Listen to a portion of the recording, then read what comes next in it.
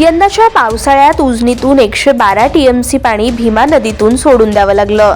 आता पावसाळा संपून 2.5 महिने झालेत। सध्या उजनी धरण 100% भरलेलं असून धरणात सध्या 117 टीएमसी पाणी आहे। शेतकऱ्यांच्या मागणीनुसार शेतीसाठी 15 जानेवारीनंतर रब्बी पिकांसाठी पहिलं आवर्तन सोडलं जाणार आहे। सोलापूर शहराचा संपूर्ण पाणी पुरवठा उजनी धरणावर अवलंबून असतो। याशिवाय ग्रामीणमधील 100 पेक्षा जास्त ग्रामपंचायती कर्जत, जामखेड, धाराशिव, इंदापूर अशा शहरासह MIDC साखर कारखान्यांना देखील पाणी द्यावं लागतं। साखर कारखान्यांना देखील उजनीचाच आधार आहे।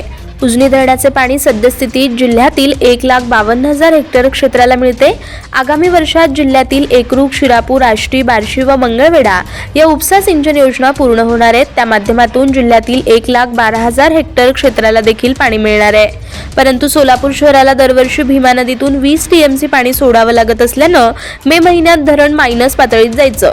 धरण उणे 22% झाल्यावर शेतीला गरज असून देखील कालव्यातून पाणी सोडताच येत नव्हतं। पण आता दरवर्षी गरजेनुसार शेतकऱ्यांना 3 आवर्तनं मिळणार आहेत आणि त्याचं नियोजन पालकमंत्र्यांच्या अध्यक्षतेखाली कालवा सल्लागार समितीत निश्चित आहे। त्यामुळे सोलापूर शहरासाठी समांतर जलवाहिनी नसताना भीमा नदीतून दरवर्षी 4 वेळा पाणी सोडावं लागत होतं। नदीतून 20 टीएमसी पाणी सोडल्यावर शहराला पाणी पुरवठा करणाऱ्या औस बंधाऱ्यात 4 टीएमसी पाणी साठवलं जात होतं। त्यामुळे धरण दरवर्षी उणे पातळीत जायचं आणि त्याचा फटका ऐन उन्हाळ्यात शेतकऱ्यांना बसायचा।